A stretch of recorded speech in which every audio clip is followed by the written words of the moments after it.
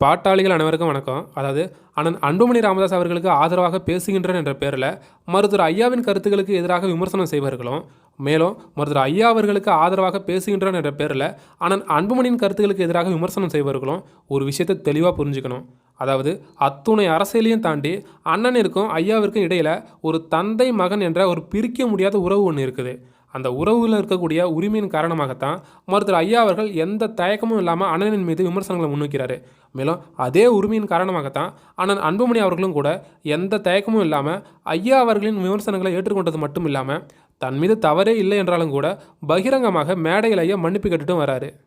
இப்படி ஒரு தந்தைக்கும் மகனுக்கும் இடையில் நடக்கக்கூடிய ஒரு உரிமைக்கான போராட்டத்தை புரிந்து கொள்ள முடியாத ஒரு தற்கூரி கூட்டம் அதை கட்சியின் நிறுவனருக்கும் தலைவருக்கும் இடையில் நடக்கக்கூடிய ஒரு அதிகார மோதலாக சித்தரித்து சமூக வலைதளங்களிலையும் ஊடக விவாதங்களிலையும் மிகப்பெரிய பேசுபொருளாக ஆக்குனதில் திமுக தலைமைக்கும் சபரீசனின் பெண் நிறுவனத்திற்கும் மிகப்பெரிய பங்கு இருக்குது.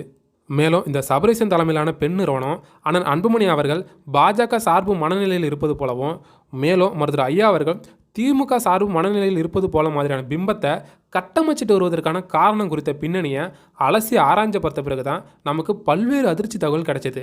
அது என்னன்னு கேட்டுக்கிட்டிங்கன்னா, அதில் முக்கிய காரணம் அண்ணன் அன்புமணி அவர்கள் அறிவித்துள்ள நடைபயணம் தான்.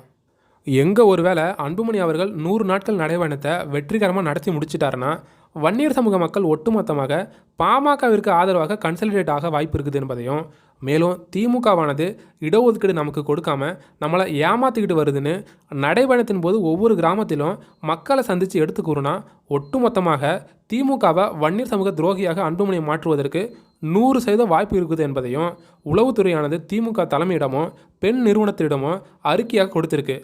மேலும் இதன் காரணமாக திமுகவானது வட மாவட்டத்தில் இருக்கக்கூடிய 100க்கும் மேற்பட்ட சட்டமன்ற தொகுதிகளில் படுதோல்வி அடைய வாய்ப்பு இருப்பதால் தான் திமுக தலைமையும் சபரீசனின் பெண் நிறுவனமும் அண்ணன் அன்புமணி அவர்களின் நடைபயணத்தினுடைய திமுக எதிர்ப்பு நோக்கத்தை வன்னியர் சமூக மக்கள் மத்தியில் மடைமாற்றம் செய்திடவும், மேலும் நடைபயணத்தை வலுவிழக்க செய்திடவும் தான் மருத்துவர் ஐயா அவர்கள் திமுக சார்பு மனநிலையில் இருப்பது போன்ற ஒரு பிம்பத்தை மக்கள் மத்தியில் கட்டமைக்க திமுக முயற்சி செஞ்சுட்டு வரானுங்க.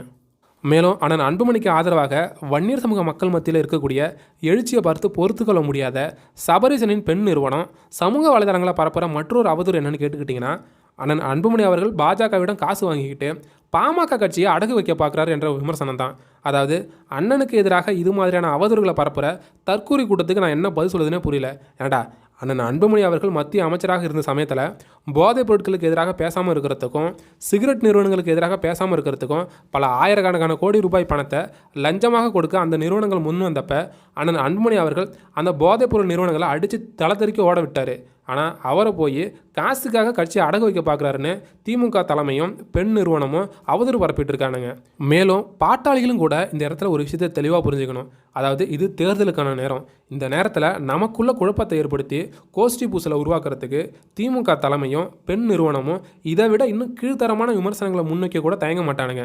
மேலும் திமுகவின் இது மாதிரியான விமர்சனத்தால் உச்சபட்ச கோபத்திற்கு அண்ணன் அன்புமணி அவர்கள் போனதால தான் கடந்த சில நாட்களுக்கு முன்னாடி கூட ஒருபோதும் கட்சிக்கும் சமுதாயத்துக்கு நான் துரோகம் செய்ய மாட்டேன்னு அண்ணன் அன்புமணி அவர்கள் சொன்னது மட்டும் இல்லாமல், ஒருவேளை அப்படி துரோகம் செய்யும் பட்சத்தில் அதுதான் என்னுடைய வாழ்நாளில் கடைசி நாளாக இருக்கும் எனவும் அன்புமணி அவர்கள் பெரும் மன வருத்தத்தில் பேசியிருப்பதை பார்க்கும்போது அண்ணன் அவர்கள் எந்த அளவிற்கு கட்சியவும் சமுதாயத்தையும் மருத்துவர் ஐயா அவர்களை நேசிக்கிறார்கள் என்பதை புரிஞ்சுக்க முடியும். ஆனால் எப்போதும் போல் அண்ணனின் மீது விமர்சனத்தை வைக்கிறத மட்டுமே முதன்மை குறிக்கோளாக வச்சுக்கிட்டு பாமகவில் பயணிக்கக்கூடிய ஒரு சில திமுக அனுதாபிகள் என்ன சொல்கிறாங்கன்னு கேட்டுக்கிட்டிங்கன்னா, அன்புமணி அவர்கள் சம்மந்தமே இல்லாமல் திமுகவை காரணம் காட்டி பொய் சொல்கிறாருன்னு சமூக வலைதளங்களை உருட்டிக்கிட்டு இருக்கானுங்க. அந்த தற்கூரி கூட்டத்தை பார்த்து நான் ஒரு கேள்வி கேட்குறேன். ஒட்டுமொத்த வன்னியர்களின் ஒரே குலதெய்வமாகவும் பாட்டாளிகளின் ஒரே தலைவராகவும் இருக்கக்கூடிய சமூக நீதி காவலர் மருத்துவர் ஐயா அவர்களின் தனிப்பட்ட வாழ்க்கையவும் அரசியல் ஆளுமையாகவும் பெரும் கேள்விக்குள்ளாக்குற விதமாக இந்த CN ராமூர்த்தி என்ற திருட்டு பைய மிக மோசமாகவும் வாயால் சொல்ல முடியாத அளவிற்கான கீழ்த்தரமான விமர்சனங்களை முன் வச்சுக்கிட்டு ஒவ்வொரு ஊடகங்களும் பேட்டி கொடுத்துட்டு வந்துட்டு இருக்கான். ஆனால் அவனை ஏன் நம்மளால் கட்டுப்படுத்த முடியல? ஏன்னா அந்த திருட்டு பைக்கு பின்னாடி திமுக தலைமையும் பெண் நிறுவனமும் இருப்பதால தான் இன்றைக்கி அவன் தைரியமாக ஒவ்வொரு சேனலுக்கும் போய் ஐயாவையும் அண்ணனையும் இழிவுபடுத்தி பேசிட்டு வரான்.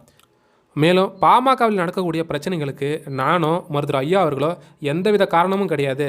இதுக்கு பின்னாடி பாமகவில் பயணிக்கக்கூடிய திமுக அனுதாபிகள் தான் முழு காரணம்னு அண்ணன் அன்புமணி அவர்கள் தெளிவுபடுத்தியும் கூட இதுக்கு பின்னாடிலாம் திமுக இல்லைன்னு பாமகவை சேர்ந்த யாராச்சும் பேசுனாங்கன்னா அவர்கள் தான் திமுக அனுதாபி என்பதை பாட்டாளிகள் புரிஞ்சுக்கிட்டு கவனமாக செயல்பட வேண்டும் என்பதை ஒரு கோரிக்கையாகவே இங்கே நான் வச்சுக்கிறேன். மேலும் கடந்த 2016 சட்டமன்ற தேர்தலில் திருமாவளவன் எப்படி அதிமுக பணத்தை வாங்கிக்கிட்டு தேமுதிகவை திமுக கூட்டணிக்குள்ளே சேர விடாமல் மக்கள் நல கூட்டணியில் சேர்த்து தேமுதிகவை அமைப்பு ரீதியாக பலகீனப்படுத்தி இது நாள் வரைக்கும் தேமுதிக என்ற கட்சியை எழுந்திருக்க முடியாத அளவிற்கு அதில் பாதாளத்துக்கு தள்ளினாரோ அதே போல தான் இன்றைக்கி 2026 சட்டமன்ற தேர்தலை மையப்படுத்தி பாட்டாளி மக்கள் கட்சியை ஒரு வலிமையான கூட்டணிக்குள்ளே சேர விடாமல் தடுத்து அதை தனிமைப்படுத்தி தேமுதிகவை போன்று பலகீனப்படுத்த ஒரு கூட்டமானது திமுக பணத்தை வாங்கிக்கிட்டு பாமகவை அழிக்க திட்டம் போட்டுட்டு வருது.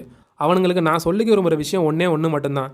நீ இல்லை, உங்கள் அப்பனே வந்தாலும் சமூக நீதி போராளி ஐயா ராமதாஸையும் அண்ணன் அன்புமணியவும் அரசியலை வீழ்த்த முடியாதுங்கிறத ஒரு எச்சரிக்கை பதிவாக சொல்லிக்க விரும்புகிறேன். இது மட்டும் இல்லாமல் நேற்றைய தினம் மதுரை ஐயா அவர்கள் ரங்கராஜ் பாண்டேவுக்கு கொடுத்த ஒரு பேட்டியில் அண்ணன் அன்புமணியின் மீது மீண்டும் விமர்சனங்களை முன் வச்சிருந்தாலும் கூட நான் ஏற்கனவே சொன்னது போல் இது தந்தைக்கும் மகனுக்கும் இடையில் நடக்கக்கூடிய ஒரு உரிமைக்கான போராட்டம் தானே தவிர மற்றபடி இது ஒன்றும் அதிகார மோதலெல்லாம் கிடையாது. மேலும் ஐயாவின் முழு பேட்டியும் சொல்ல வர ஒரே விஷயம் என்னன்னு கேட்டுக்கிட்டிங்கன்னா, பாமகவில் நடக்கக்கூடிய நிகழ்வுகள் தற்காலிகமானது தான், அது மிக விரைவில் சரி செய்யப்படும் என்பதும், மேலும் நிர்வாகிகள் மாற்ற குழப்பத்திற்கு இன்னும் 2-3 நாட்களில் நல்ல முடிவு எட்டப்படும் என்பது தான்.